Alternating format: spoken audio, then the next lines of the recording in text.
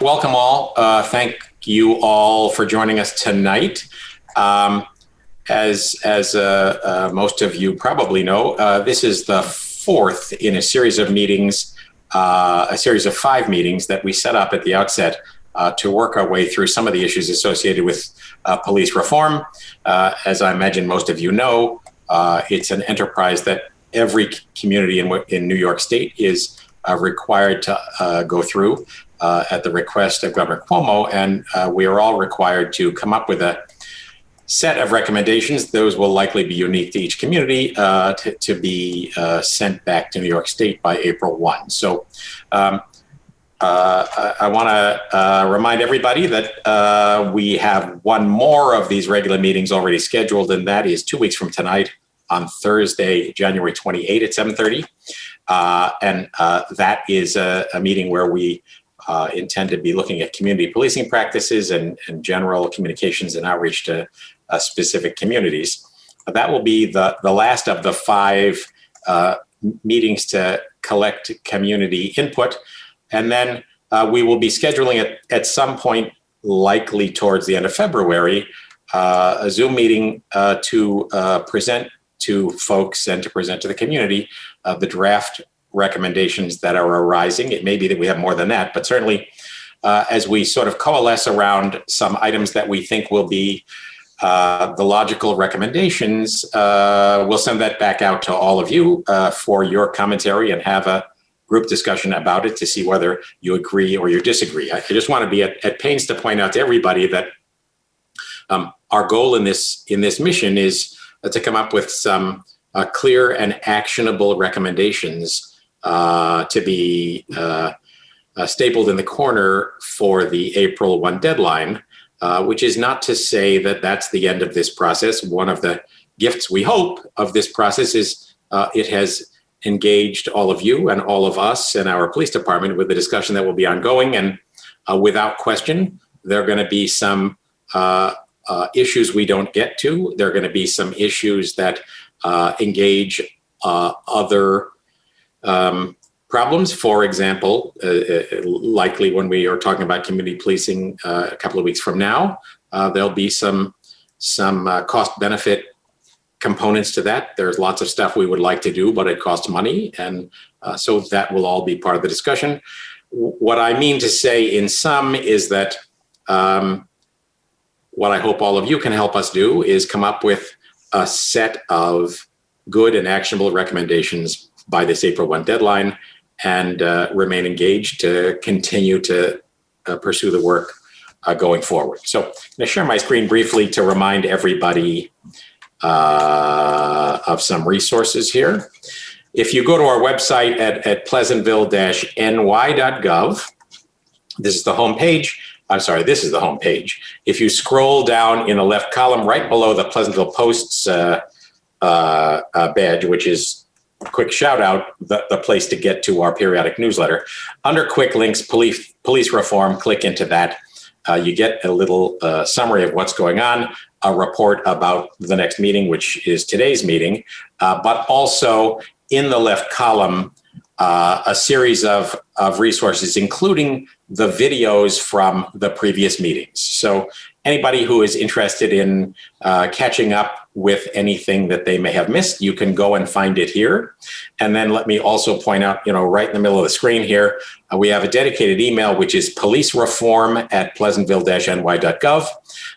And we are happy and actively encouraging folks who have a comment they would like to make, a request, a suggestion, a concern, to email it at policereform@pleasantville-ny.gov. Noreen Regan is collecting all of that and making sure it's distributed to every member of the board on a weekly basis when there is stuff to share. So pleasantville-ny.gov is a great place to go. So also wanted to touch on a discussion that's been ongoing. A number of folks have felt as though this webinar format in this Zoom distant world is a difficult format to really engage some deeper discussions. And heaven knows that's true. It certainly offers some advantages because all of us can chime in from wherever we are, but offers some disadvantages for conversations where somebody might grab any one of us on the street, in a phone call, in the dairy aisle, whatever, and that might end up leading to a deeper conversation. There's an editorial in the Examiner this week that suggests that those kinds of discussions ought only to occur in the context of a public meeting, and I think it's more to be said about that. But it's a little bit of a misunderstanding of what's intended here. What's intended here is that we are engaging anyone who cares to be involved in these meetings on Zoom, which are recorded and available for everybody on this subject, just like every other subject. We're all frequently engaged by individuals who have something to say, either outside that context or whatever. We talk to folks and we bring it back to the group.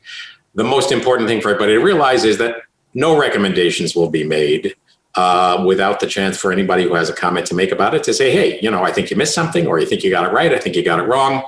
That's what we're here for. Under no circumstances is there any suggestion that our conversations with folks in another context is some effort to evade transparency. It is simply an effort to meet people where they are. And I want to encourage every one of you and anyone else who may be listening or will listen in the future that if where you are is the desire to have a conversation with any one of us, please engage it. And I know we will be happy to do it. So that's my brief preamble. Tonight, Chief Eric Grutzner has put together a presentation on police training and our complaint process and complaint review process. Welcome, Chief Grutzner. You tell me when you're ready to share the screen and I'll bring it up. Great. Thank you, Mr. Mayor. Thank you to all the board members, all the stakeholders who are in attendance. Obviously, thank you to Lieutenants Jesse Woolman and John Liswan, who are both in attendance, as well as Sergeant Sam Cackamy, Sergeant Eric Burwer, who are here representing the PBA. Really, up to this point, it's been a team effort, both inside the department as well as in the village, to make sure that we were presenting the information that we're presenting tonight as clearly, as concisely, as completely as we possibly can, so that hopefully people really get a feel and an understanding for how we work and what we do, and give people the opportunity to weigh in with their opinions about it. So, Mr. Mayor, I think we're ready to go. All right.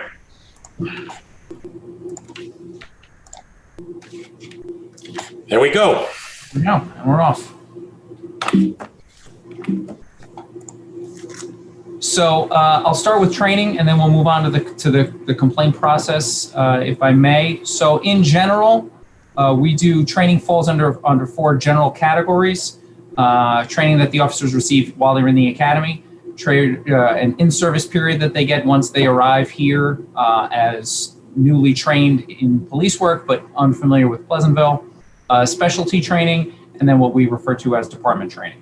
So, next slide.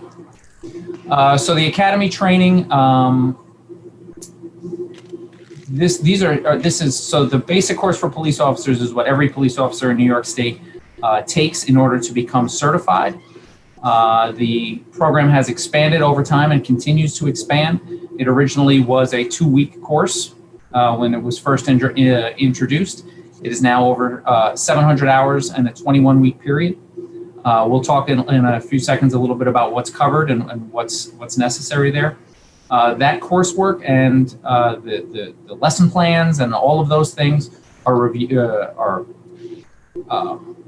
put out by the New York State Department of Criminal Justice Services, which is sort of the body that oversees all of our operations, not just training, but any other sort of certifications and things that we need to do and to do our work.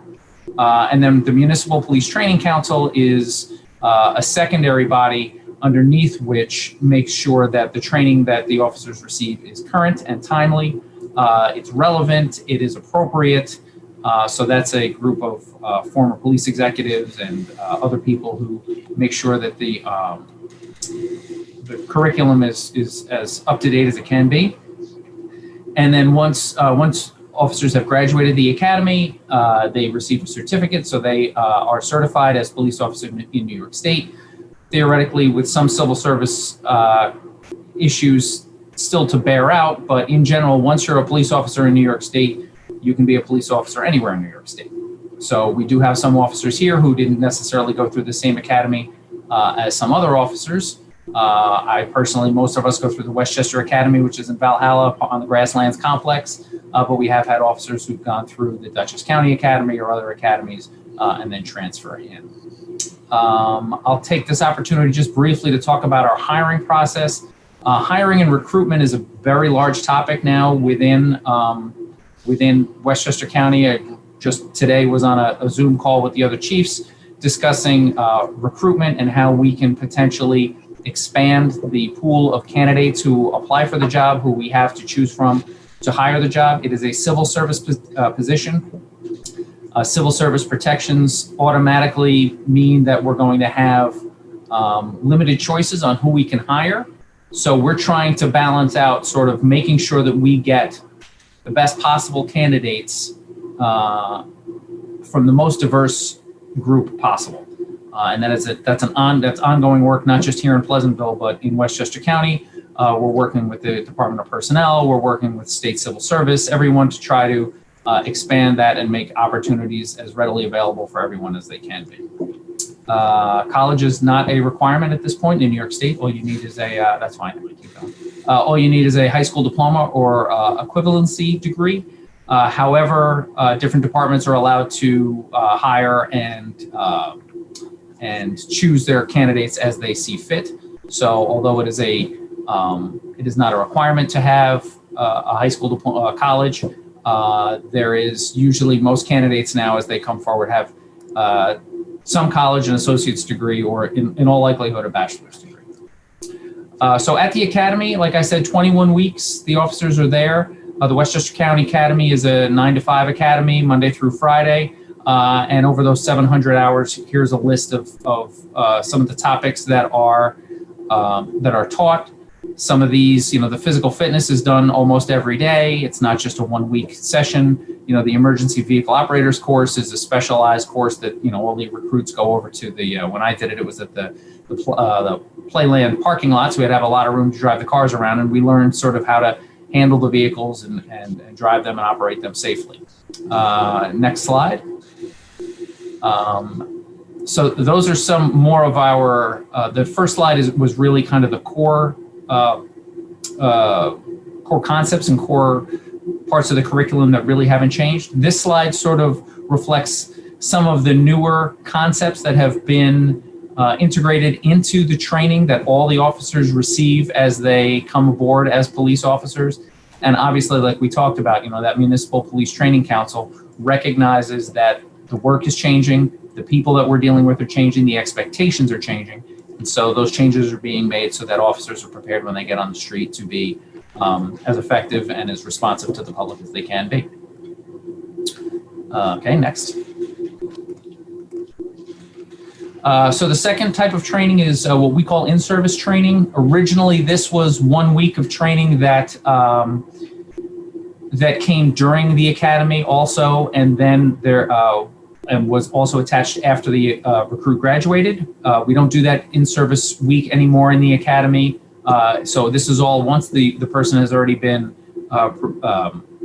graduated the academy, they come, they work on the street, they get a field training officer.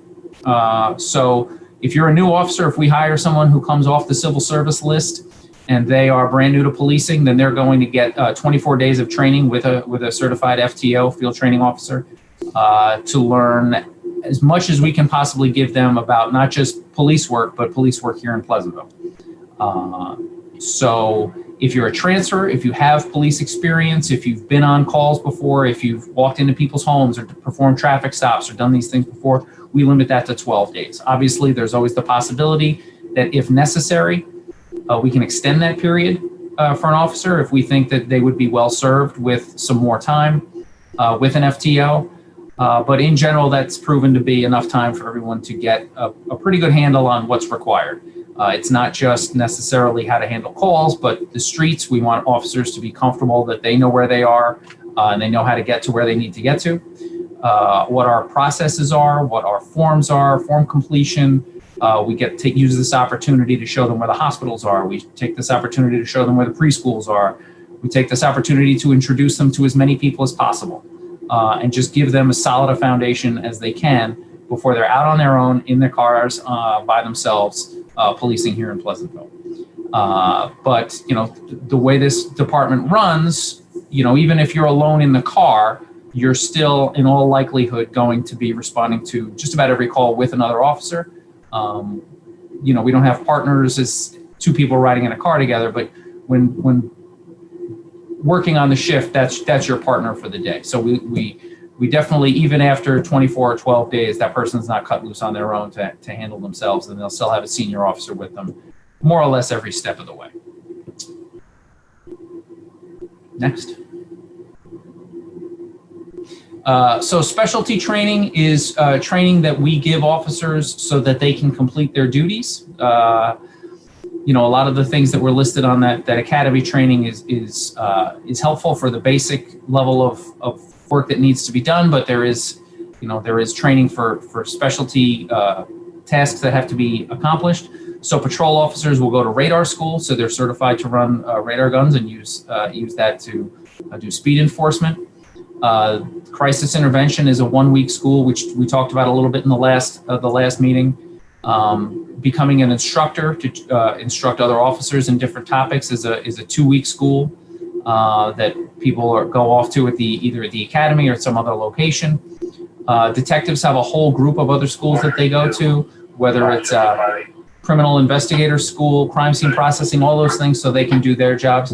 Excuse me just for 1 second. I'm just going to mute this for a second.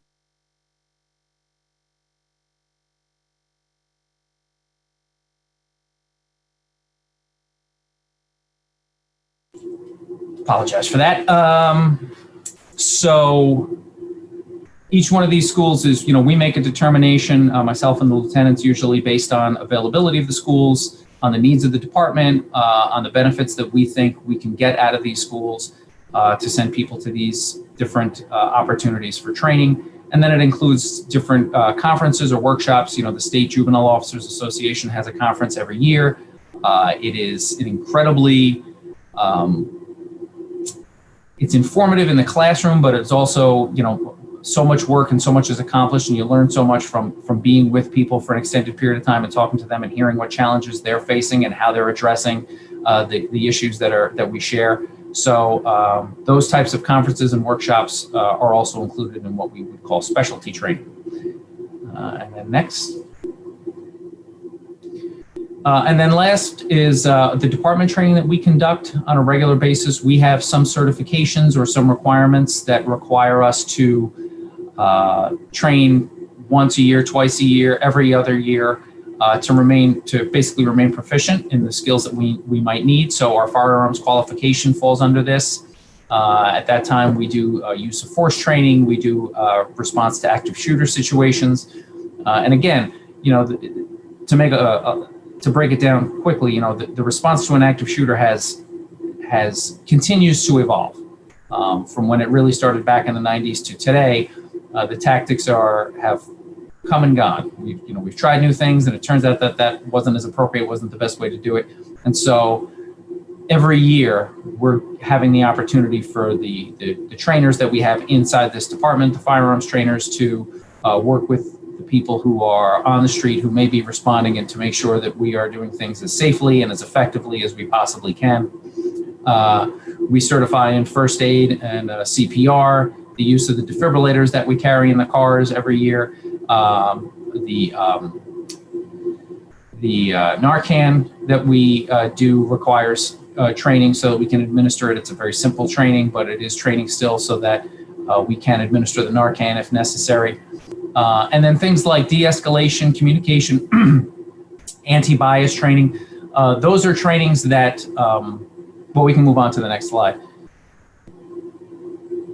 Those are trainings that came about more recently. So just to talk a little bit about sort of how we've trained and what we do as far as sort of in response to this summer and the things that have gone on. We started a disability awareness training for our officers. It's an 8-hour block of training that we did back in 2016. It focused on, it focused on people with cognitive, disabilities, people with physical disabilities, all different types of issues. And although it's not there's a shared mentality in that training, along with some of the social justice training that has been implemented in the last few years, in the fact that it required the officers to sort of think outside of themselves. It required the officers to realize that they might not have all the information. They might not know exactly what they're dealing with. And it really sort of spoke to what we're calling now procedural justice, but the idea that the way that we handle these calls, the way that we arrive on the scene, that we deal with people, our old ways of doing things, of exerting ourselves and imposing our will upon a situation, wasn't always the best way. It wasn't the best way in the past, and it's definitely not going to be the best way going forward. So that topic, that idea was sort of broached for the first time, going back almost 5 years ago. Next slide. And then specifically, in the wake of everything that happened this summer, and I talked about this a little bit at the last meeting, we recognized that we had a training need in things such as, implicit bias, procedural justice, cultural sensitivity. And so we did our best to meet that. We did that mostly through an online training module. I should say that the modules, so listen, online training is never the best way that you want to do this, but we obviously had limitations, not the least of which was we wanted to get the training out as quickly and as effectively as possible in a COVID environment. But the training was not something that could be rushed through. The training was legitimate. These programs were anywhere between 60 to 90 minutes long. They required the officers to take an exam at the end of the training so that they could show their understanding of the subject material. And so we took that, and that is going to become a regular part of our training. Additionally, we are in the midst of sending an officer to become an instructor in what's called principled policing, which touches on things like social justice, touches on things such as procedural justice, in which we really improve and advocate for our officers to handle the situations with much more of a service mindset than a controlling mindset. The core of procedural justice is people take away from the interactions how they're treated and if their opinions are heard and if they're respected, far greater than what the result of or the outcome of the interaction is. Next. So talked about this quickly, and again, I just want to reiterate, this is something that we recognize here in this department is the future of policing. This is how we remain relevant in our field. We have to continue to find ways to interact with the community on their terms, not on our terms. We have to find ways to reach people, to break down barriers with people. We are not simply here to impose ourselves upon situations and then walk away thinking we did a good job. We are recognizing that that's not our way forward. So in New York State, the Department of Criminal Justice Services does have an accreditation program in which departments go through a process of issuing policies, updated policies, and then complying with those policies, and then potentially having the state come down and monitor to make sure that they are in compliance, they are following through and remain accredited like any other accredited institution would do. At this point, a little more than 1/5 of the departments in the country, in the state, are accredited. Many are larger, but there are some small village departments that have gone through this process. At this point, we are not accredited. There was some talk when I first got here that we were going to move in the direction of accreditation, but it becomes a daunting undertaking to do that. It's an 18-month process. It requires the direct it requires a full-time person whose job is to get through that. So at this point, we haven't moved forward on that, but I will say that the standards, what they call critical standards of accreditation, are available publicly. All the standards are available publicly, but the critical standards are out there, and we have access to those. And so, although we are not an accredited department at this time, I don't want anyone to think that we, take lightly what is required of us to remain topical and relevant. Next. So, moving on to the complaint section of the presentation, I understand that the personnel complaint policy is a serious thing. Again, continuing on this idea that we need to hear from the public, we need to understand what's going on. I went back 5 years to cite the number of complaints that we've received in this department, and these are formal complaints where someone takes the time to fill out the form.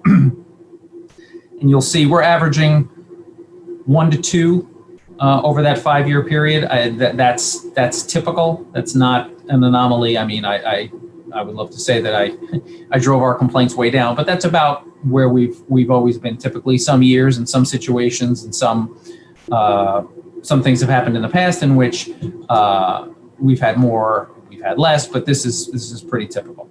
So just to go through a couple things. So command discipline, the resolution being command discipline, our policy allows for what we call command discipline, in which the chief is allowed to offer to the subject of the complaint I shouldn't say a small punishment. It's a punishment of less than 5 days loss of pay in order to clear this up. So we understand, and we'll talk about this a little bit more in depth. Our policy, and every policy, attempts to balance out the rights of the officer along with the needs of the department to maintain discipline and to function correctly. So the officers by New York State law have the right, before any discipline is imposed, to a hearing. Now, do most people go to a hearing? No, there have been very few hearings, not only in this department, but really throughout the county in my time as a police officer. However, the command discipline structure allows us to avoid that possibility and then potentially resolve these complaints to a level at which both parties find agreeable. So we have it at times used command discipline and docked people vacation days or personal days or some other accrued leave as a punishment for their actions. Some of those complaints that we hear on this chart have been found to be unfounded. Some of them are unsubstantiated, and each of those terms is defined. I should mention, if you haven't noticed it, on that link that the mayor showed earlier on the website, the complaint policy and the complaint forms are both listed there. So if anyone wants to go back and sort of research back through and find out a little bit more about it, I didn't want to go through the policy line by line, but I will touch on some of the highlights of it as we go through. But it is all there for people to review on at their own pace. So 2017, we had 3 separate complaints, one of which was unsubstantiated, one of which ended up with retraining. And basically what happened was the original complaint was found to be unsubstantiated. However, the officer involved basically made some sarcastic comments during the interaction. And that was not the subject of the complaint. The subject of the complaint was a more serious concern. But again, and we'll talk about the complaint process and how these things are investigated, we found that part of the complaint not necessarily to be credible. But we did find out through the investigation that, there was a little back and forth between the officer and the civilian. And we just made sure that we retrained that officer, that even though they were not guilty of the violation of which they were accused, they still could have handled themselves better. And, we're not going to simply sit there and turn a blind eye to something that we can fix and we can make better because it's not necessarily what was in the complaint. So I think that's everything for that slide. So I think we can move on. And so our complaint numbers, I feel like, we had last year, we had 5,100 calls for service that we went on last year, and we ended up with 2 complaints. I think that's a decent number.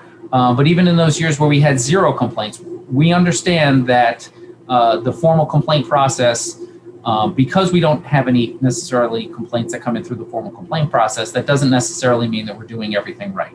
And that is one of our struggles. That is one of our focuses as we move forward, is to make sure that we are receptive to the issues that aren't necessarily coming to us through the formal complaint process.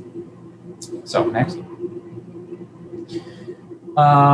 So our process was recently updated. 2018, Lieutenant Woolman attended an internal affairs school, and they really talked about making sure that your policy and your the way you interacted for complaints was as open as possible. Again, it goes back to this idea that just because you can come in and ask for the forms, we recognize that that's a big hurdle for people. And we do see the benefit in getting information back. So we tried to make the forms simpler to fill out. We tried to make them, and we tried to basically push, especially to the officers, that when someone comes in and says, I would like to file a complaint against an officer, that's not necessarily, it's not necessarily a bad thing. And it's definitely not the time to be disrespectful or dismissive or discourteous. So next slide. So again, this touches on some of what I've already discussed. Coming into a police department and asking an officer for the forms so that you can complain against another officer is obviously, it's an intimidating process. It's a time-consuming process, right? You're now going to have to sit down and fill out all this information onto the form. And so how do we sort of overcome those challenges? First and foremost, if people's only way to register a concern or a complaint about the police department is through the personnel complaint process, for many people that's not indicative of what they're looking for. So many of our complaints, many of the complaints that come in, and we'll talk about sort of how we break down the complaints in a little bit, but when they come in, many times people start the process by saying, I don't want to see the cop get fired. I don't want to see the police officer get in trouble, but you should know the following. And so if we only have one mechanism, and that's the personnel complaint policy, most people will probably turn around and say, in a balance between taking my time and making risks of outcomes that I don't intend, or just letting it go and not saying anything, usually it'll end up being the latter. So when someone comes into the police department to request a complaint or to make a complaint, we encourage the officers behind the desk, that first officer who comes in or the tour supervisor who's working that shift, to try to engage the person in a conversation. And this is not to dissuade them. It's specifically not to dissuade them from filing a complaint or from saying anything. It's because many times people just want to be heard. They want to know that, the officer they believe the officer didn't handle themselves appropriately for some reason or another. And so if I, as a sergeant on the desk, can say that person he's my responsibility and I will handle it, and that can become a positive interaction right there, and it takes away the need for the person to sit and write out the whole process and go through the entire process through that way. So we do, if someone were to come in and file a complaint, we do encourage the officers to, in a friendly and courteous manner, try to engage in a conversation. If the person says, I'm here to file a complaint, all I want are the forms, I don't need to have a conversation, then we respect that as well. Next slide. And so our goal, again, we're going to balance out being reasonable and being responsive to the public, while still recognizing that this is the officer's workplace, and they also have rights and collectively bargained rights and civil service rights to protect. So it's not a particularly difficult balance to strike because of the nature of most of the complaints that come in. So we treat those concerns from the public as a valuable resource. There is people can take the forms and take them home. The forms are now available. One of the big adjustments that came in 2018, the forms are available online. You can call, you can fax. We ask for as much information as possible, but if someone comes in and wants to file a complaint against, Officer Grubner, we're going to take that complaint and realize that they probably mean me, as opposed to saying, I'm sorry, there's no Officer Grubner here, and making their lives unnecessarily difficult. I mean, we're trying to get to the bottom of this. We're not trying to get in people's way. If the answers are incomplete, we see this as a starting point. So on the bottom there, anonymous complaints are accepted. We will obviously and completely take an anonymous complaint, but it does make the complaint far more difficult to investigate. We hope that people feel comfortable not being anonymous. I can tell you that, to my knowledge, we've never had a concern about someone retaliating against someone who made a complaint because the complaint was made.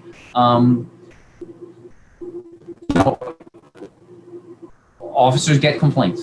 It's part of what happens. I've gotten complaints. I've gotten complaints on situations where I knew I did everything right and I thought I was being courteous, and I still got a complaint. There were times when I knew I wasn't courteous and I didn't get a complaint. So it is, I don't want to say it's expected, but the public needs to know that as significant as it is for you to come into the police department and file that complaint or try to register your concern with us, this is part and parcel to what we do.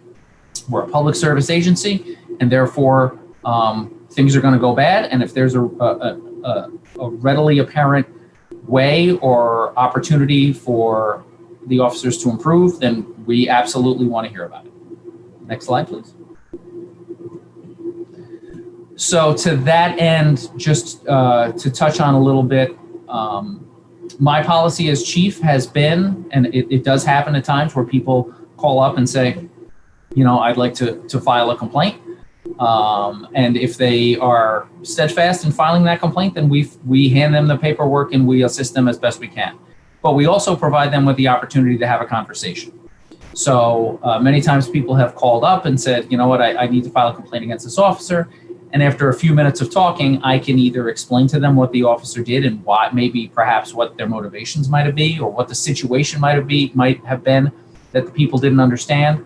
Or potentially I'll say, that does sound, that is concerning to me, and I'm going to go follow up with the officer. Now, were we to do that, the ability to discipline the officer goes out the window. We can't really sort of start an informal complaint process and then decide to switch back to a formal complaint process and then pretend like the informal part didn't happen. And so if someone is adamant that they want to file a complaint, then I'll tell them then you need to file through the process. But like I said before, most people, we get complaints about discourtesy. We get complaints about why the officer did what he did, or she did what she did. We get complaints about, and you'll see through the list sort of some other things that we do. These are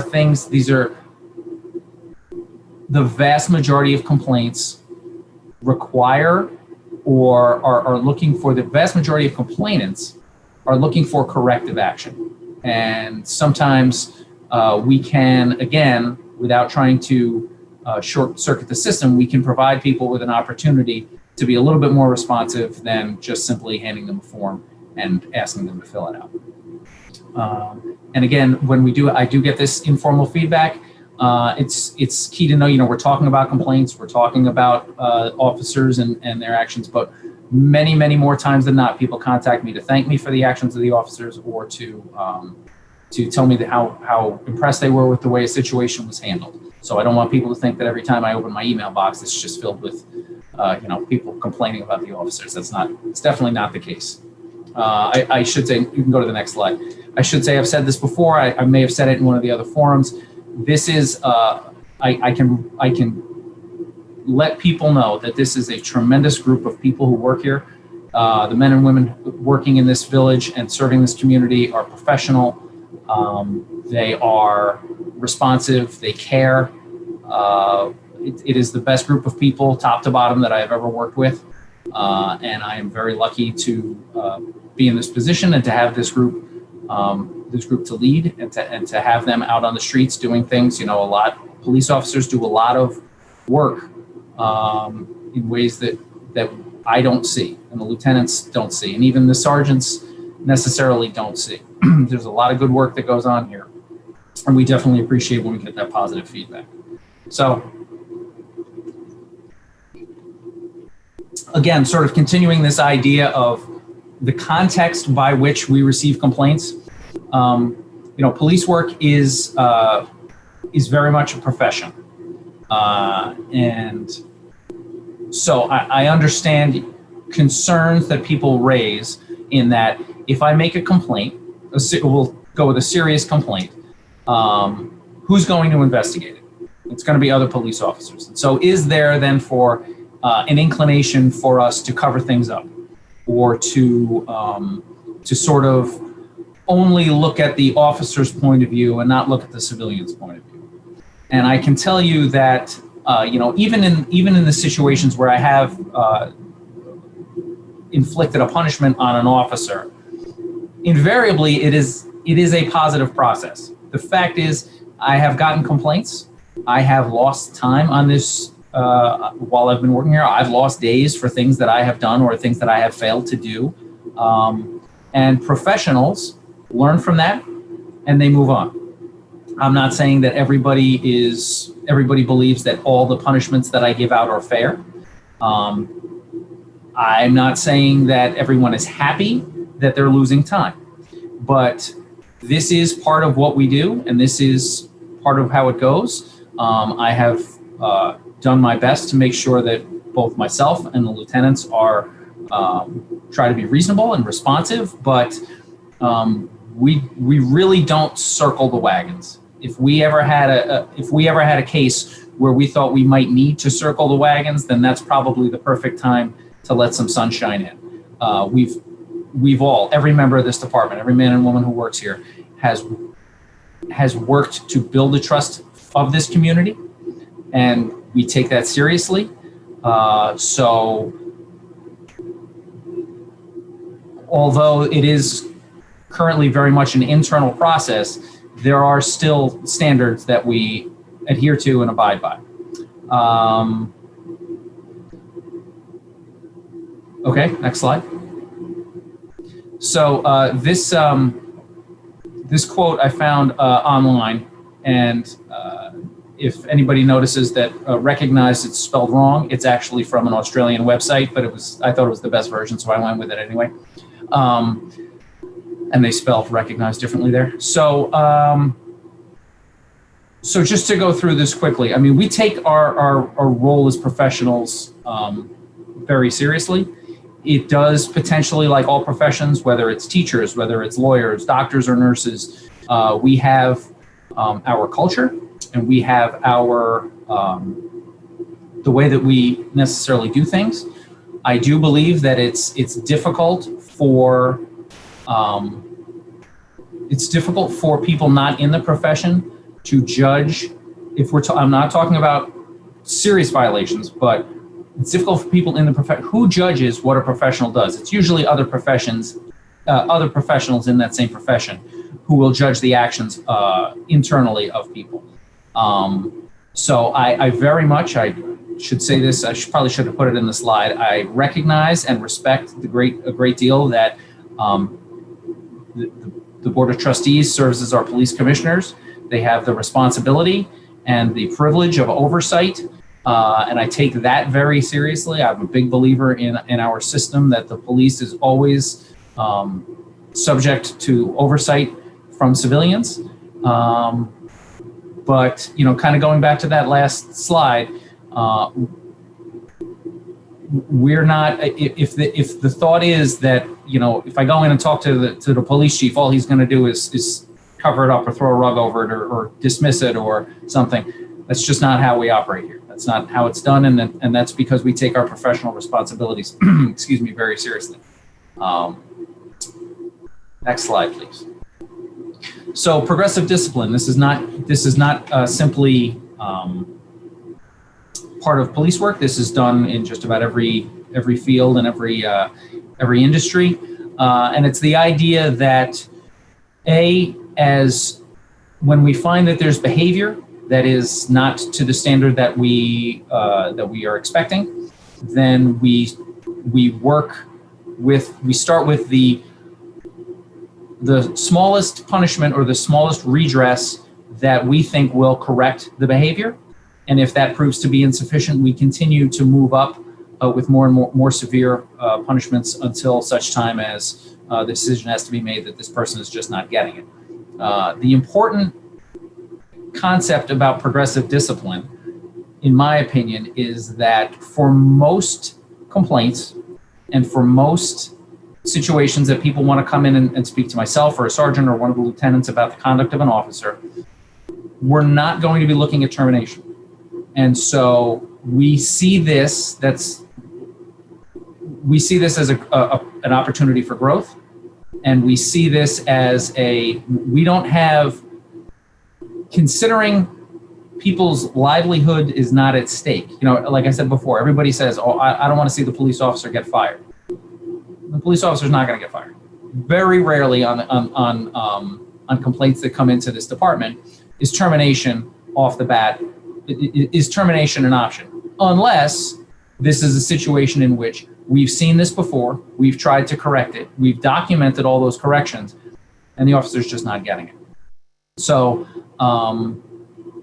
we try, again, we see discipline, we see this process as a positive one, like I said, not just for the public, but also for the officers, and an opportunity for people to do their jobs better.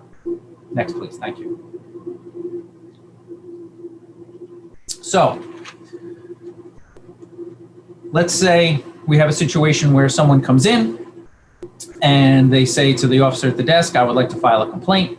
Like I said, the forms are available on our website. That you can call and have them faxed or emailed to you. We will accommodate you so you don't have to come in. But let's assume for a second, under this current set of circumstances, the person comes in and says it. The first thing we're going to expect of our officers is courtesy, and they're going to assist the person in filling out the forms if they have any questions. If you look at the forms online, they're very simple. They're very straightforward. There's a lot of one of the revisions from that we did in 2018 was to make sure that the questions were simple. There were no gotcha questions. We didn't want the form, even on its face, to appear to be a puzzle or something that you had to somehow solve or conquer in order to be heard. So it's very simple. If you don't know, like I said, if you don't know the names of the officers, if you don't know the names of the witnesses, we'll try to find that out. We'll move forward as best we can finding that out. The form will be reviewed to make sure that any information that we're requiring, sometimes people will forget to put down a phone number or something. We're going to review it to the best of our ability, and then we're going to give the complainant a receipt so that they know that their complaint has been received and that that the process has begun. And then depending on how serious the allegation is, we can go one of two different ways with the complaint. Okay, next. So what we call Category 1 civilian complaints are the more serious complaints. And the list here, this is straight out of our policy and procedure manual. And those are obviously serious issues that have to be handled in a certain way. Next slide. What we'll do is that will immediately come to my office, and I will immediately assign that investigation or a special investigations unit. More than likely, that would be a lieutenant. Again, situations depending on who the complaint is about, who it's referring to, we find the most appropriate person to investigate that complaint. That will not be someone with a rank lower than a lieutenant. However, if one of the lieutenants is in charge of the investigation and he needs to incorporate a detective or a sergeant for that, he will do that. were the scope to be so broad that it required it and it was appropriate, we would speak to the Public Integrity Unit of the District Attorney's Office. We could speak to the Attorney General. We have resources at the county and state police. But again, if someone came in and made a criminal allegation against myself and the lieutenants, if it was about one of the lieutenants, then chances are I would lead the investigation with the other lieutenant. If it was about both the lieutenants, it would just be me. If it was about all three of us, we would farm that out to probably the county police and let them investigate that. We're not going to, we're not going to have a position where officers are going to investigate their personal selves. Next. And then far more likely are the category 2 complaints, which inadequate service, discourtesy, procedures, things like that. And those we handle routine. That is a far more routine effort, and that is something that we handle. We'll keep in-house. Next. So if it's an officer on the street and he is being supervised by a sergeant that day, the sergeant who was working that shift will take over the investigation, and he will investigate that like we investigate everything else. We'll try to find witnesses. We'll try to find evidence. We'll talk to the complainant themselves, try to fill out, inevitably written statements are incomplete, and that's fine. We're used to that. So we can kind of flush out, ask questions, ask follow-up questions, be in contact with that person. And then our rules and regs talk about testing. We really don't do a lot of testing on these types of things, but basically the idea is it's a broad stroke with which we will investigate this complaint to find out exactly what happens. Next. Once the sergeant completes that investigation, it goes to the appropriate division commander. The Lieutenant Woolman is our detective division commander. Lieutenant Liswan is our patrol division commander. So that sergeant would send it to, if the complaint is about a detective, it goes to Lieutenant Woolman. If it's about a patrol officer, it goes to Lieutenant Liswan. They review the investigation. They review the recommendation that the sergeant makes. They can either send it back and say, you know what, you missed something. You should go talk to this person. Hey, was this available? They become involved in the investigation to supervise it. Once they have what they believe is all the information, they gather everything together, make a recommendation, and then send it to me. And then on those complaints, I will review everything, and then I have a variety of options that I can do. We can do retraining. We can do a letter of counseling. I'm assuming, again, that these complaints are substantiated. We can do a letter of counseling. We can do retraining if it's necessary. We can go command discipline, or potentially, if something were more serious, then we would have to involve the village administrator and the village board to potentially go to a hearing. But again, the vast majority of our complaints we handle internally and then move forward. And I think that is it. Last one. So that's the end there. I don't know if there was anything I didn't touch on, but so at this point now, apparently these presentations go an hour no matter what I do. So, so thank you for that, Chief. A couple of things to be said. One of which is this process is, I think, a useful opportunity for all of us to get a better understanding of how everything works now. Obviously, those of us on the board are already familiar with it, but for everybody in the community, also an opportunity to not only hear what the chief has to say, come to know him a bit better, but also to see these policies and procedures laid out in the presentation you just saw. There was a similar presentation for the previous session on use of force, and both of those presentations are available on the web, this one soon to be posted, as a great means for folks to review all that was said, or review it if they didn't get a chance to attend. So we are encouraging folks who are on the call to let us know if they have questions, would like some further clarification. I can't guarantee that we'll be able to answer everything you ask, but we'll keep track of everything that's said and add it to the growing database of comments and concerns that we've heard from folks in previous meetings. and that will all be sifted into the mix as we think about what feel like near-term tasks to come up with the recommendations, and then mid and longer term tasks. So anybody who's an attendee, I encourage you, if you have a question or a comment, click raise hand in the lower part of the Zoom pane, and Noreen will recognize you and we'll hear what you have to say. Yeah, I've got a quick question. David's got a point right off the bat. So, this is a really interesting presentation, and covering discipline is obviously an important concern. But then the other question is sort of how we understand and evolve our engagement with the public, and it seems like some of those things that that are not formal complaints are part of that. Now, I'm assuming you don't have a Yelp page up, right?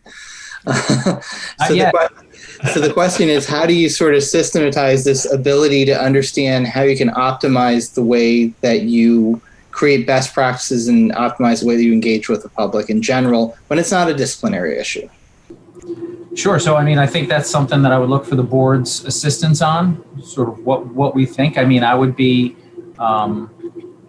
you said a Yelp page, but, if we were to have some sort of service whereby, after every interaction, the officers hand out a card and say, good or bad, can you send this in, and someone sort of pares down that data and does something with it. Could be as simple as a thumbs up, thumbs down, could be a stars, it could be, space for a narration, whatever the board's comfortable with. I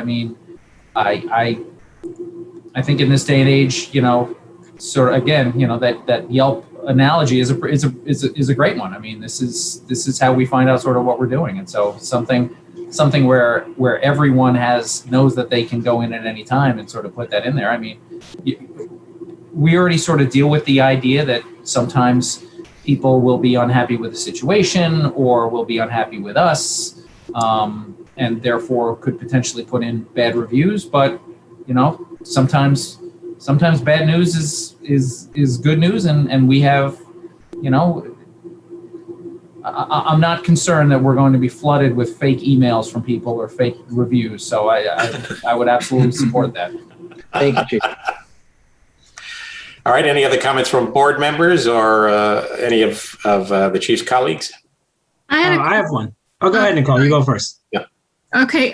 Just quickly, I had a question about the intersection of your two main parts of your presentation, which is when training is used to address a disciplinary issue, or where you're trying to.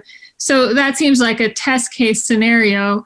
You use the words, using training to fix or make better the situation. And I was just wondering what your experience is with that. Do you have the impression in those situations that the training really does help the officer to be a better officer, basically, and to remedy the problem that you're seeing?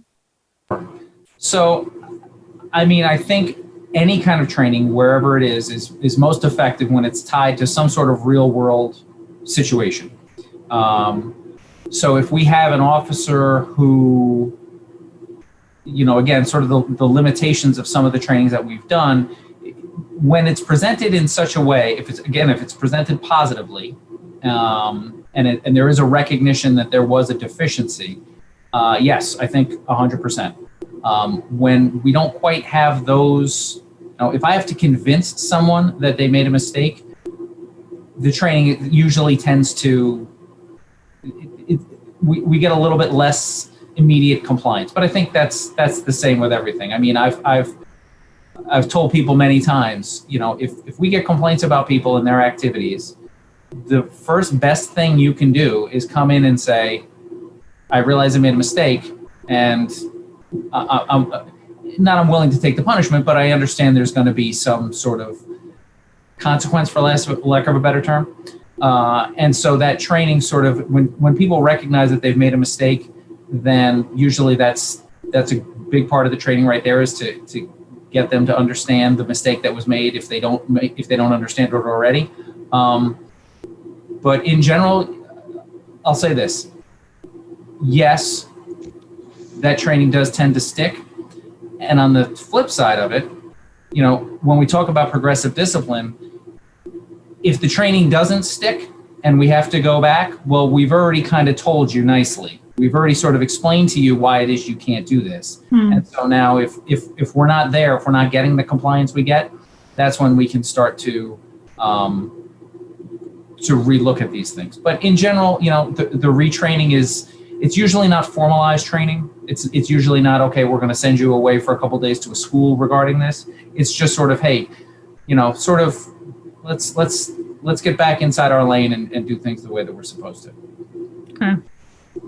All this vocabulary is reminding me uncomfortably of parenting. I will say that there have been many times where I've found myself, especially internally, sort of using this. All right, I never consider the men and women who work here my children, but sometimes when it comes to these things, you're like, I really do feel like I'm sort of making sure that everybody's brushing their teeth and making sure that we're moving in the right direction here. So we all need a little retraining here and there, right? Absolutely. At some point or another, we're all one another's children. Yeah, so I'm sure, believe me, if given the opportunity, many people would have plenty of things to retrain me on. So it's universal. All right. Any other comments from panelists? Yes, Chief, I had a question to follow up on training as well. Is the training that all the officers are receiving that is actively happening, is this training in ways mandated by the county? Is it picked by our department itself? How do you go about the training? Just kind of goes on every day, with changing events that are happening or whatever seems to be happening. How does that come about? Sure. So the most popular method of training that we do, and I don't know that it was in there. I might have either skipped over it or just missed it. We call it roll call training. That was the anti-bias training and the procedural justice training we did this summer. We call that roll call training, and it's either small group instruction just sort of during the shift as it's going on, or if it's media driven. We do have, they give the officers the opportunity while they're working to come in off the road potentially and watch a video or do some kind of training that way. So most of the real topics that need to be addressed, let's put it this way. If it's not skill development, if it's awareness, if it's updating, if it's sort of the way we expect officers to handle situations that maybe they've handled in the past, but we want them to handle them differently now, that's usually done through a roll call training. And it is I have put PowerPoint slide presentations together and put them at the desk and had everybody sign off that they went through the PowerPoints before. And you just try to find the most relevant and accessible method of training. You'd love to have some like a produced. The anti-bias was a very well produced. It was through our insurance company, and the videos that they put together and the training modules they put together were very well produced. The exam was at the end. It was all very concluded. And sometimes when we have the opportunity for that, we'll take advantage of that. As far as other trainings, firearms, our officers are required by state law to qualify twice a year in the firearms. We do have some policies. CPR certifications expire every 2 years. That's why we do CPR every 2 years and first aid at the same time. So it's dependent. If there is a certification that comes along, then we'll do it on that timetable. And then, like I said, it's a lot of it is just sort of topics that come up when we realize, hey, you know what, we need to get this out to people. We have, I guess you could call it training. Sometimes we send multiple emails out to officers, just sort of a reaction, and I'll use this opportunity to speak to it. So if I'm sure most people have noticed, I've gotten a number of phone calls that we have a few homeless people who are in the village and who are spending their time here now. And so, first of all, just for the community in general, we've done outreach. We've reached out to Westchester County. They've put us in touch with different not-for-profits. We've had their representatives come up and speak to the people directly, offer them services. And at this point so far, everyone has declined any services that have been offered. So maybe it's training, maybe it's not, but I just wanted to make sure. I just sent out an email to everybody and just said, hey, listen, this is the situation. This is where we're at. This is, when he or she is on the breezeway, that's property of the MTA. That should be your first call to handle a situation. One of the gentlemen tends to spend an extended period of time in there, especially in the overnight because it's warm. So we will very relevant, very topical situations we can just address with an email. And usually, honestly, it's just awareness and understanding more than anything else. The deeper into we have to go as far as skill development or a new understanding, then maybe roll call training wouldn't be appropriate. That's when we might have to go find some specialty training or something where we got to train the trainer. This principal policing program, we've had one sergeant who we have scheduled for that class, and they haven't gotten in. So there was one in Dutchess County. We signed them up for that. Too many people. There's one in Albany County. We said, okay, we'll go to that. It's inconvenient, but we'll do it. Filled. So again, scheduled now for the end of February for a class to do that. But that's something that we take seriously, and we recognize that roll call video training isn't necessarily enough to make sure that we're drilling down on that topic to the level and to the way that we feel like we need to. Thank you. All right. Are there any attendees who have a question or a comment they'd like to make? Again, just click the raise hand symbol at the bottom. Shane McGaffey.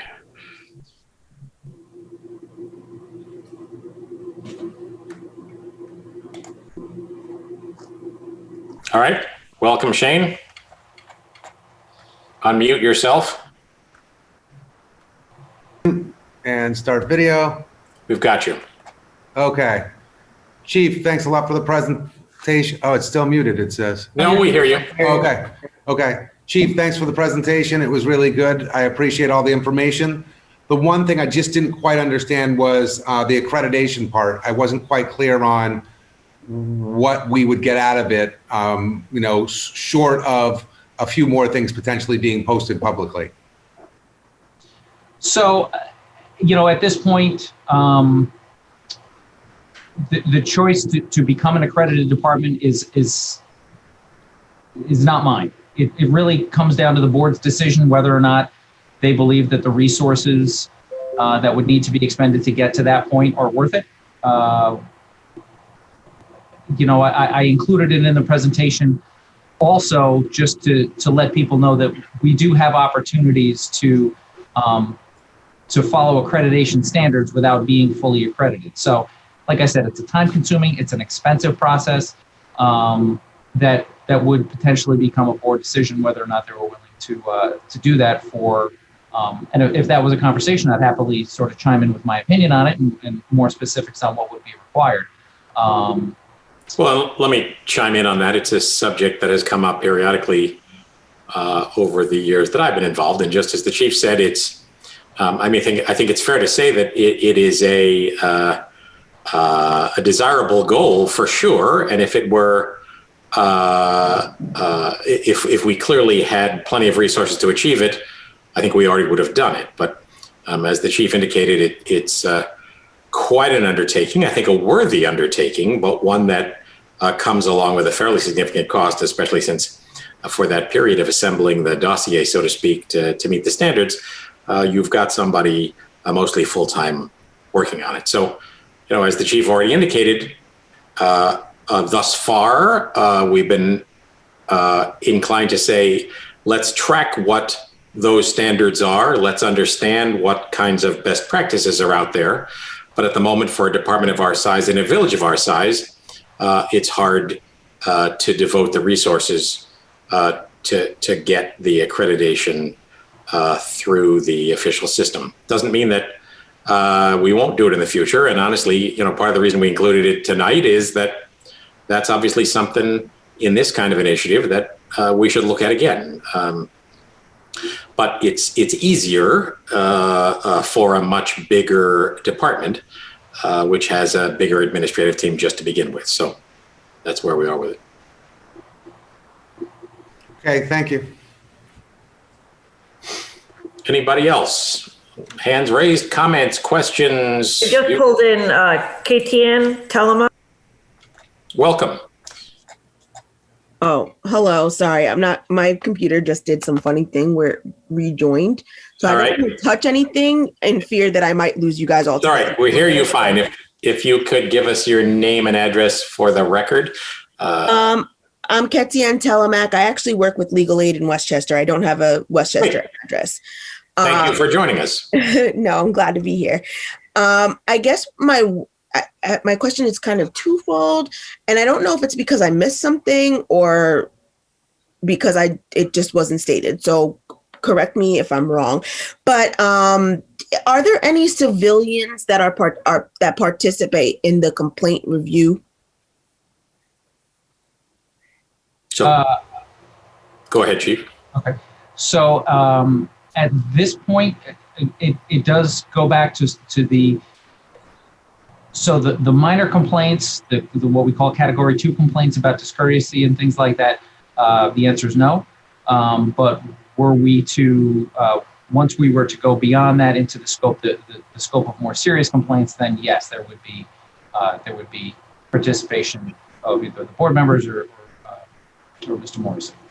And let me add to that, that very issue is clearly one of the things on the radar screen to consider as we go through this process. So as you might imagine, the sort of day-to-day complaints often come to me or my colleagues on the board through somebody who reaches out to us, and then we transmit them to the police department. And then in those circumstances, when we're already engaged, often remain aware of what became of it. But we're in the midst of looking at that whole system and thinking about ways that it can be better and more resilient and include more voices.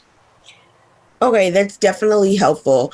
And I guess my secondary question would be, like, say a formalized complaint does come in, is it the person that determines whether it's a category 1 or a category 2, or is it the police department, you, Chief Gardner, or somebody else that makes that determination? Yeah, that's an internal designation as far as sort of how we address it and how we route it. So that would be, my understanding, I don't even believe that's on a form that the civilian necessarily sees. You just sort of take in their information about what happened, and then we'll make the determination as to which way it should go. Based on at the moment, obviously no list incorporates everything that could happen, but there is a rubric for which is in category 1 and which in 2. Right. I know, like, certain people would submit like a formalized complaint, and then they might either in writing upplay or downplay, the scenario that they encountered. So that's why I was just trying to figure out, like, whether they determined it was this like lower level, or they determined it was this heightened level and required heightened scrutiny. And my final question would be what, oh wow, did it just disappear? We hear you. No, not you guys. The question in my head. Well, I think it's gone now, but it happens to all of us. That's for sure. Oh no, it came back. Okay, so I know, like, for the internal discipline, this probably doesn't happen, but is there any participation of the victim or the complainant to be able to say, like, because the restorative justice model is kind of getting looked at a lot right now. And that really does involve a lot of, like, participation of the complaining person, the victim. So I just wondered whether or not any input was given by the people that were aggrieved about what they wanted to see. Because you did mention that a lot of people say, I don't want them to lose their jobs. So I wonder if you take that a step further and say, well, what do you want to see happen? Like, just curious.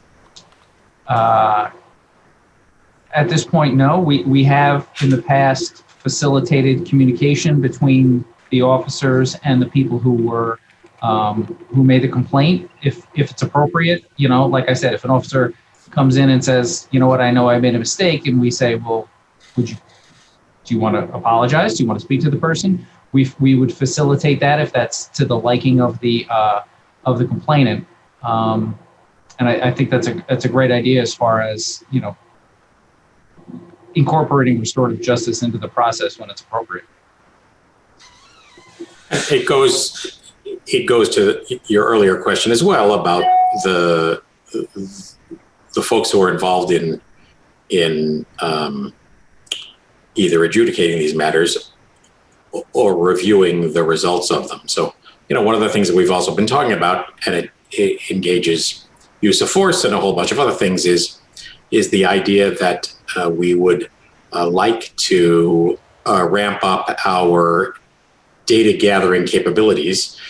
It's kind of a timely moment because the police department is already engaged, along with a bunch of other departments in Westchester, in reconsidering the software tool that's used for most of the police data tracking. But, you know, part of what we're trying to do here is make sure we're capturing data, mining data, and then making use of that data. And obviously, records and data about complaints is a big piece of it. And, you know, as the chief already said, the number of times we get a formal complaint of a serious matter are fortunately not a great number, but everybody's goal would be that number is zero. But for all the obvious reasons, people are reticent about complaining about police officers, either because they may have played some role in it, or they ended up in this circumstance because of something they had done, but also because there's fear of retribution, fear of you know, sort of becoming known as a complainer, all kinds of reasons why folks might not say what they really think. And, you know, what we're trying to do is be fair to everybody, certainly be fair to our team and our officers, but at the same time, you know, further to the earlier discussion about a Yelp page, to recognize, as I think has already been pretty clearly indicated by Chief Grutzner, you know, it's a public service enterprise, and that requires us to be constantly saying, hey, how are we doing? And it may very well be that breaking down some of the walls that keep people from saying how they feel about it is part of the mission we're on.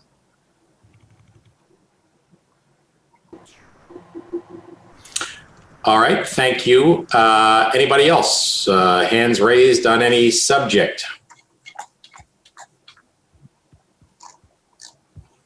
Oh, there's one.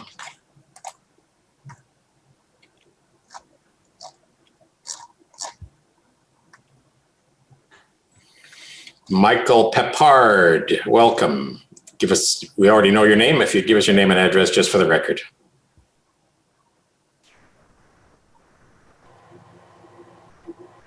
I'm just trying one more.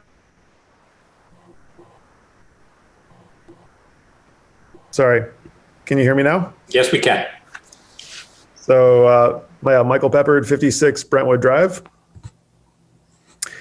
Hi, Chief. Thank you for the presentation. I've watched some of the others and followed along.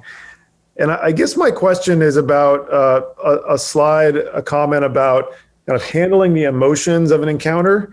The handling the emotions of an encounter with the emotions of the civilian and the emotions also of the officer as a part of the training. And I guess I wondered if you could say a little bit more about that, because that seems to me to be one of the most important aspects of community policing and trust.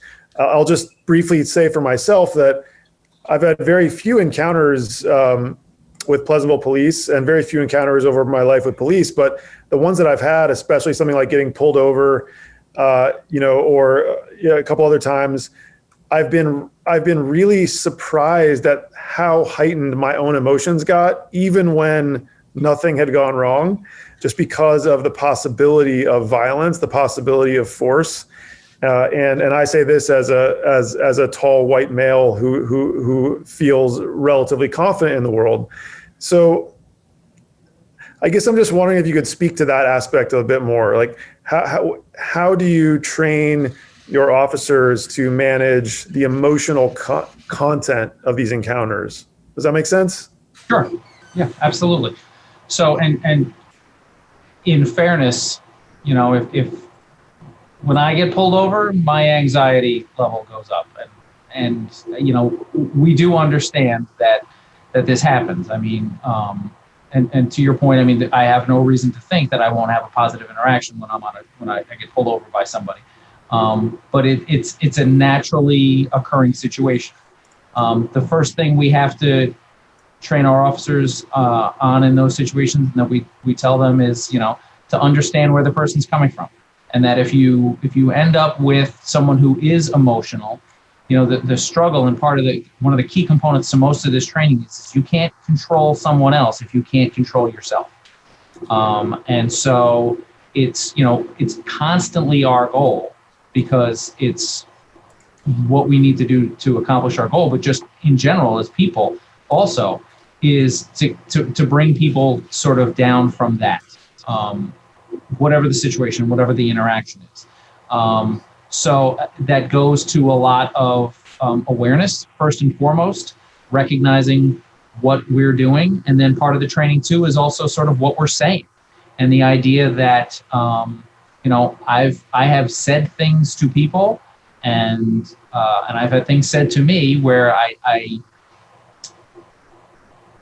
things don't always come out the way that we think they're going to. Things aren't always taken the way that we think it's going to be. You know, I've said in a couple of these different situations, you know, I've had people come up to me after an interaction and say, I know why you did this, or I know what, because of this, and I know what you, and I'm like, that's not what I was thinking at all. That's not, and then they will prescribe emotions to me. They will prescribe thought processes to me. And so sort of, you know, it definitely gets easier with age and with experience. So we make sure that the young officers understand this most of all, that you don't know what you're dealing with. You don't know that person who you pulled over in a traffic stop. And I don't even mean necessarily of violence, which you talked about, which is an important point, but just the emotions of it. You know, some people speed because they're impatient, they want to get somewhere. But some people speed because they're going somewhere for a very good reason. And so if you pull someone over for speeding, you might, you know, that person could be racing to the hospital because their wife just, you know, is having a baby, or they just, you know, found out that some other major life event has occurred. And the last thing they were thinking was, I'm going to drive faster than I need to. They might not have even been paying attention. And so first and foremost, it really comes down to awareness, awareness of yourself, awareness of the other people, and awareness of the situation. You know, that, again, I touched a little bit on that disability awareness training. It was helpful in the fact that it really broke down some specific situations and specific people who we might meet and we might have to deal with. But more importantly, it was really sort of this blanket statement of, you don't know everything when you get somewhere. And if you act like you know everything when you get somewhere, you're going to learn a lot less. And so that philosophy is something that we need to convey and to support and to continually monitor to the best of our ability. And again, if we're finding out that officers aren't getting that training, then we'll have to find new ways to deliver it. Thank you. Thank you, Chief. Tony Bales had a question or a comment?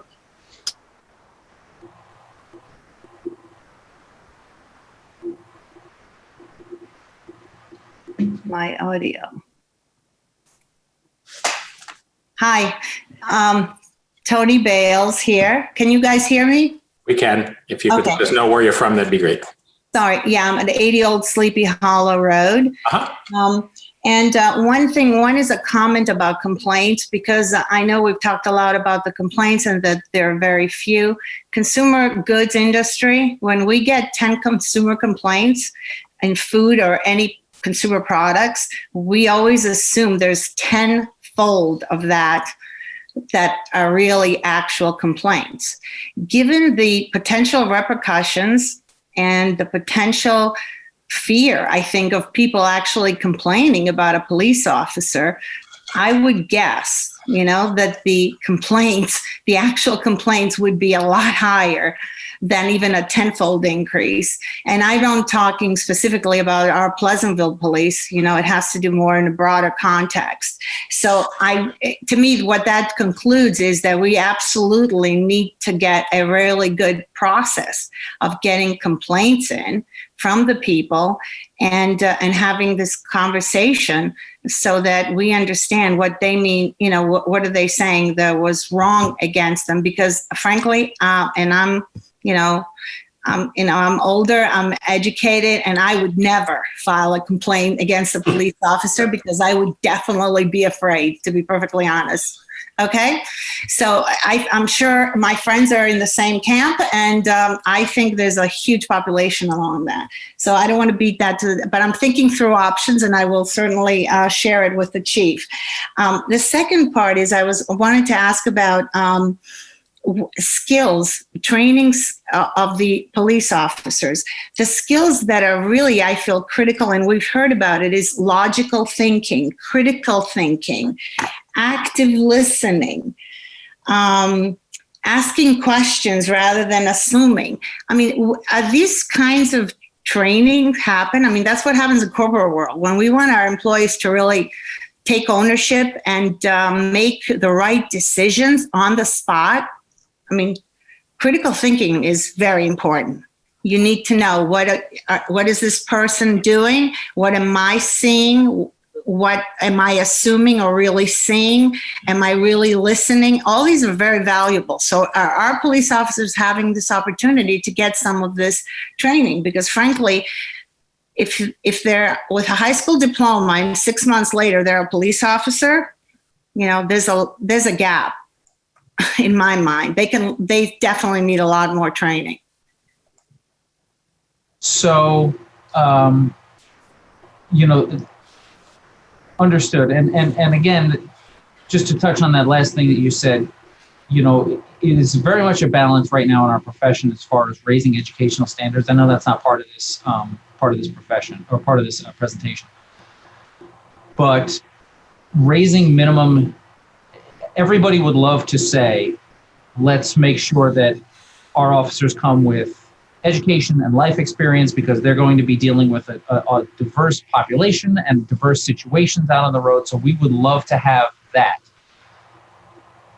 Obviously, the pushback is once you make that a minimum requirement, you potentially exclude a number of extremely qualified candidates who maybe didn't have the opportunity or didn't have weren't presented with the option even of higher education. We believe that training is a daily occurrence on this job. We do begin that honestly during the interview process. I'm not going to take all the credit for this, but some of the credit, I think we have done a very good job of hiring, of researching people, doing background investigations, interviews, to make sure that we do get people who are ready to be active listeners, who are ready to be, who are ready to continue learning. Emotional intelligence as is a critical skill for police officers. It's not something that was really discussed very much, when I was hired. But as we go forward, we recognize that we need to have the ability, we need to have our officers to have the ability to hear what people are saying, to, active listening is a skill that you can work on. Emotional intelligence and empathy, things like that, sort of that the ability to connect with people on a basic level. Yes, that's very much a part of procedural justice. It's the core of procedural justice, really. It's not just, say this, not that, do this, don't do that kind of thing. It really gets to the core of what are you doing? Why are you here as a profession? And what is required to do that job to the best of your ability. I mean, the first thing that I learned when I was a police officer, and anybody who's had time on, the first thing that we always learned was the number one most important thing is go home from your shift safe. And while that's still a critical component, I would never put any of my officers knowingly into a situation that I didn't have to, where they would be unsafe. And we train safety continually. That thought process, as a standalone idea, does tend to, exclude a lot of other things. You can do and fail to do a lot of things under the, if you're following the guidance of my personal safety is my number one priority here. I'm not saying personal safety shouldn't be the priority of the officers. What I'm saying is you have to be able to incorporate that into being responsive, connecting with people, and that's a challenge. And that is a challenge that this entire profession is facing. Again, I'm confident that these officers here are prepared and are willing to make those changes and to move forward in that direction. But yeah, you're absolutely right. I mean, we have to continually assess what is required of us and how we can continue to be responsive and safe for ourselves and for the population and the people we deal with and everybody across the board. Thank you for that, and thank you, Tony. Anybody else? Raised hands of any kind? Okay, it looks like there aren't any more questions at the moment. So first off, let me just thank every one of you for participating in these conversations. I know it's a lot of time and it's past 9 o'clock on a weeknight and we all have lots of stuff to do, but this is important stuff we're doing, not only to understand our opportunities to get better, but also to understand one another and to come to know one another a little bit better, because after all, one of the gifts we have in this relatively small place is it isn't a vast bureaucracy. It's a bunch of folks who live here and work here trying to come to work every day and do a better job. So we know we're not perfect, just as Tony Bales indicated. We know that on any subject, certainly police, but likely any subject, the complaints that come our way are only a fraction of the ones that might, if folks felt freer to do it. And what we're really looking for here is a free exchange of commentary from everybody. And as a result, thank the folks who joined us tonight for participating in that. So let me just share my screen one more time to reiterate what you can find here at pleasantville-ny.gov. Scroll down to this first quick link. Here are the materials that we've been building up, including our use of force policy, including the chief's use of force and de-escalation presentation from the December 16th meeting. Very shortly added to that will be the PowerPoint presentation that the chief went through tonight. The videos of our previous forums are here. Soon the video of the forum we just had will be here. And if you check this page, you'll see the link when we have the Zoom link set up for our next meeting, which is 2 weeks from tonight. January 28, also at 7:30 p.m. on Zoom, on the subject of community policing, outreach, communication, and reaching special communities. So any of my colleagues on the board have a final thought? I did want to say that we really want to get everybody's opinion here. If you think of something after this, if you want to have a different kind of discussion, make sure that you either come on to the next call, send us an email, contact us. This is as open and as transparent a process as it can possibly be. But if you have something you don't feel comfortable saying in front of everybody, you can write it down. You can talk to any one of us or the chief or anybody else, and it will get to all of us. Just remind everybody there's that email, policereform@pleasantville-ny.gov, if that feels like a good avenue as well. Otherwise, keep an eye out for all of us. If you have something to say, happy to engage our friends and neighbors in this worthy discussion. So thank you all. We look forward to convening again in 2 weeks. And then, as I said at the outset, we're going to start to sift through the commentary and concerns and suggestions that we've had so far. And in the month of February, start to build some ideas about near-term actionable goals to include on our April 1 report. So thank you all. Thank you, Nicole, David, Paul, for joining us, the members of the board. Thank you, Chief Kretzner, Lieutenant Wollman, Lieutenant Listwan, Sam Kakamis, and Eric Birwa. 2 sergeants have also been on the call. Thank you, Eric Morrissey, our village administrator. Thank you, Noreen Regan, for all of the work you put into all of this and to all of the work that we will collectively undertake to try to make this the first step in a continuous improvement program for all of us. So thank you all and good night. Thank you. Good night.